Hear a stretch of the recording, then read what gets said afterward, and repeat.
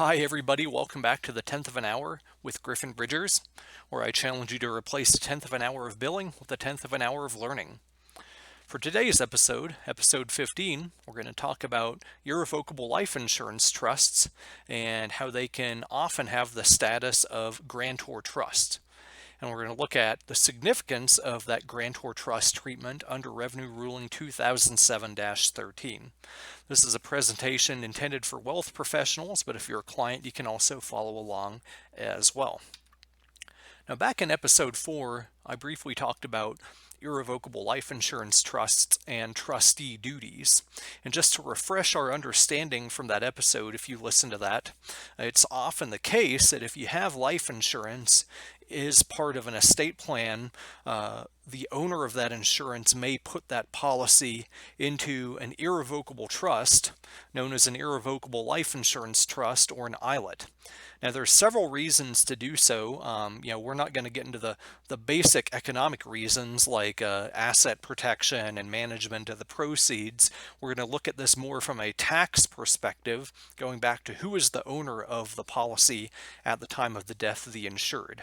Now, if this is done correctly, then putting the policy into an ILIT and naming the ILIT as a beneficiary of the policy will keep the insured from being treated as the owner of the policy death benefit for estate tax purposes, which can generate significant estate tax savings.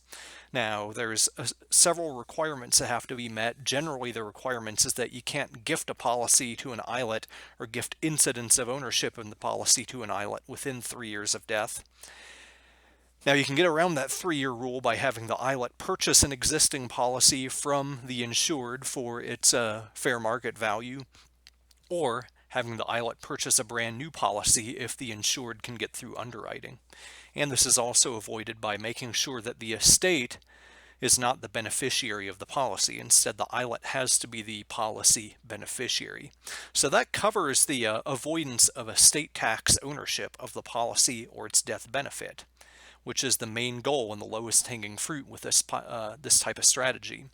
But what about income tax ownership of the policy? As we're going to see, it may be helpful to have the grantor of the trust, the insured in this case, be treated as the owner of the policy for income tax purposes. And how do we do that in the context of a trust? You do that by having the trust be treated as a grantor trust. Now, we've talked about grantor trusts in several previous discussions, but circling back in the specific context of an ILIT, it's often the case that ILITs have a term or provision that states that the income of the trust itself can be used to pay premiums of life insurance on the life of the grantor of the trust. And this will cause the ILIT to be a grantor trust under Code Section 677A3. And the significance is that for income tax purposes only, the trust will be ignored by the IRS, and the grantor will still be treated as the owner of the insurance policy for income tax purposes, but not for estate tax purposes if the requirements on the preceding slide are met, the 3-year rules that we looked at here. Now, there is a good and bad to treatment of the grantor as the owner of the life insurance policy for income tax purposes. Now, the biggest thing is that with irrevocable life insurance trusts, they're irrevocable. Typically, the grantor can't do anything to get the policy back once it's been put into the trust. And life insurance policies are increasingly less permanent. It's often the case that the grantor may want to get new coverage, expand coverage, or maybe even get rid of the ILIT and take the policy back out. And if the ILIT is treated as a grantor trust, it creates a lot of room to be able to do so without there being any adverse income tax consequences, because when a policy of life insurance is sold or purchased, then that's the same as a sale or exchange of an asset, which could cause the trust or the grantor to have some income tax consequences on the basic transaction itself. And in the context of life insurance, there's an even more nefarious rule floating out there called the transfer for value rule that says if a policy of life insurance is sold as an investment at any point after it's been issued, then subject to certain exceptions, the death benefit of that policy could become subject to income tax. This is contrary to the traditional rule that income tax or insurance policies proceeds are received free of income tax. With the transfer for value rule, certain transactions where a policy is purchased by a third party will cause the policy proceeds to become taxable.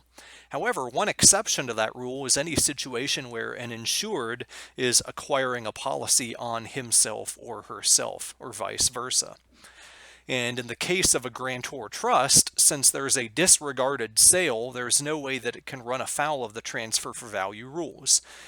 Typically, with a grantor trust, any transaction between the grantor and the trust is disregarded for income tax purposes under Revenue Ruling 85-13.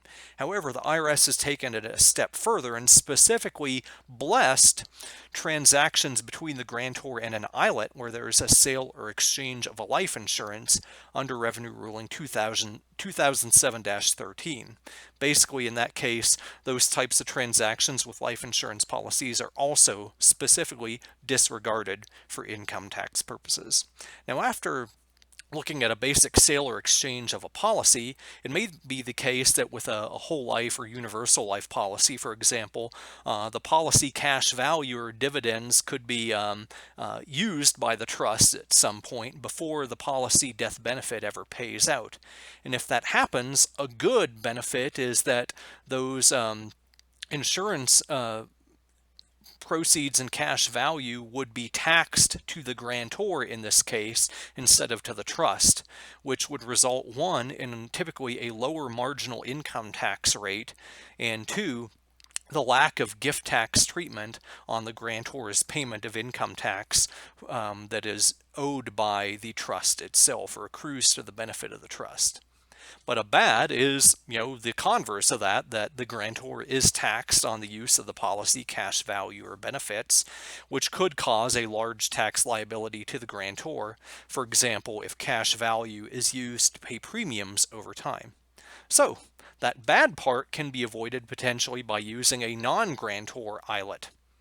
But what happens? Is that a viable strategy? Well, you'll have to wait till a later episode to find out. Thanks again, everybody, for joining me for this episode of The 10th of an Hour. As always, if you have topic suggestions or questions, you can email those to me at griffin.bridgers@gmail.com. Thanks again for listening, and I look forward to seeing you in the next episode.